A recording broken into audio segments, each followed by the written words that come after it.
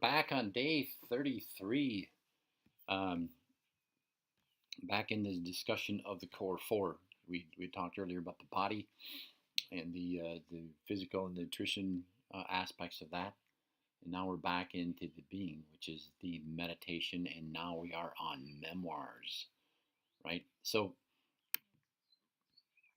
once again, the purpose and why we actually write down our memoirs, right?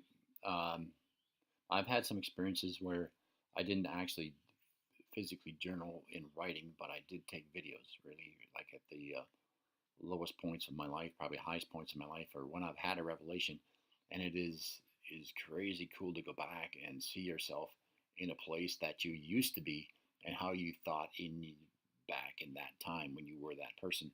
So I've adapted that, and I've realized that putting it in writing, actually physically taking it out of you, actually leaves space for you to grow. When you document your revelations, it actually gives you space to build on the revelation because it's not actually kind of stuck within you, right? So to get it out on paper, should have an excellent resource to go back and analyze your journey.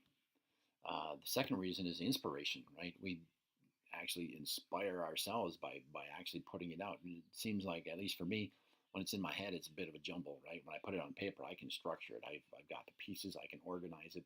And not only when I get it out on paper, like when it becomes a clear and solid object, such as a word on paper, it almost seems like it relieves um, space in my head to actually build on that. I can go back and look at those things and reassess, if you will, the entire process, and which inspires even more.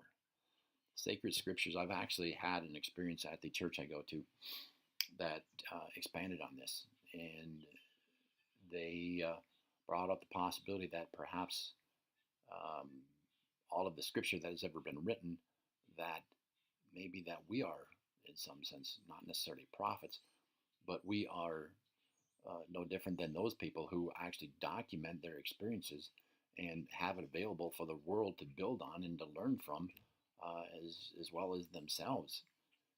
And this is an important process, especially when I get to a point in my life where our legacies become important. What do I want to leave for my children and people, to come down this path to follow? And I've had the thought of, like, who am I? Who am I to be this person? Who am I to say my memoirs aren't actually scripture that someone can benefit for?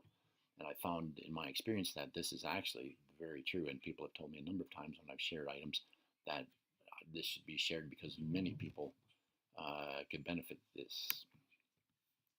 It slows your mind down. Like I do this.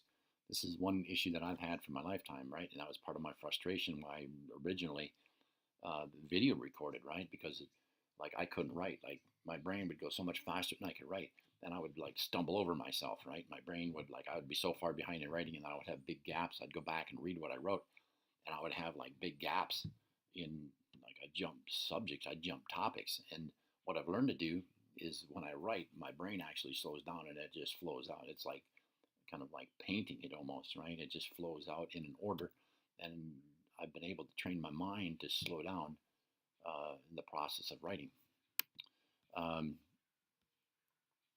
Also, a part of this is expanded learning, right? When we give space for more learning to come into our life, right? Like for me, at least, when I have a jumble in my head, like once I put it all out, I can fill in the gaps between all of the things I write. There's space between all of your thoughts. There's space once you have them organized. There's space to fill in between, and it gives an opportunity to expand your learning process. It takes this situation, from a mental concept, right? Like I've been in construction my whole life, this concept to blueprint, right? The idea that someone can have an idea in their head and they can't explain it. How do they communicate it? How do they even convert that to anything real and solid? And the first step to that is creating a blueprint, right? So what we take is the concept or someone's idea and we put it on paper where we can actually analyze the flaws in it, or wait, like I had this really good idea and concept, but wait, now once I see it coming together, it doesn't fit, or it does fit, or we can actually build on that, and we have a great tool to communicate that. As I mentioned just a little bit ago, it's a clarity on vision, right? Like we can have this this complex thought in our head. But until we put it on paper and we can actually get clarity, like something that doesn't move, like thoughts and feelings and concepts are fluid. But once you have it in something solid, it becomes clear, right? It's hard to focus on a moving object, and especially when you have like 1,000 moving thoughts, the focus is not so clear as once you have them on paper, and the blur of the movement actually clears.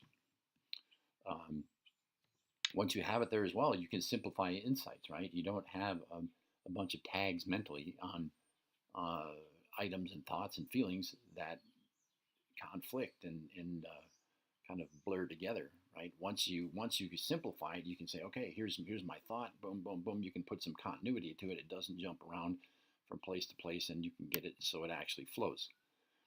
Which then can create a paradigm shift, right? You can actually shift your thought once you have your concept into a reality. You can actually shift your vision, and it opens up other possibilities that can be done with that thought or feeling. Access more brain. Like for me, at least, it frees up brain space. Like once it's on paper, it gets out of my head. I don't feel like I have this fear of losing it. Like I have to hold all this stuff in my head and try to gain access to all this just in my head. It frees up my brain to like say, okay, here it is. This is all safe.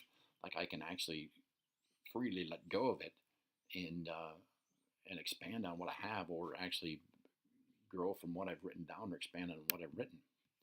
Observer chooser, right? Like what this can do is like instead of being in your head, like down in on ground level, you get the 30,000 foot view, right? You get the Google Earth view and the bigger picture. This is something that you can't get when you're dealing and juggling and trying to hold all these objects. It actually becomes a bit of everything in your face. When you have it down on paper, especially over a series of even time or years, even like you can go back and you can see the path. Like I've gone down this path, and now I can see. Okay, I need to take a right. I need to make a left, and that is a tremendously valuable resource. Understanding you, like this is like the gold piece. Like understanding you, like this is what I do. This is how my thoughts go. This is how my feelings go. This is how I've reacted, and this is what it's gotten me. Like it provides tremendous insight into understanding you and your tendencies and what you need and want and where you go. Where do you naturally gravitate, and what do you feel when you get there? This has been an incredible tool for understanding me. And the ultimate goal, as always, is to expand, right? The purpose of all of this is we give opportunity for expansion, and which is the ultimate goal of the entire game. So, your assignment once again is to teach this. If you can't teach it, you don't know it. If you don't know it, you can't live it. Fill out the other items at the bottom of the page, and we will talk to you again tomorrow.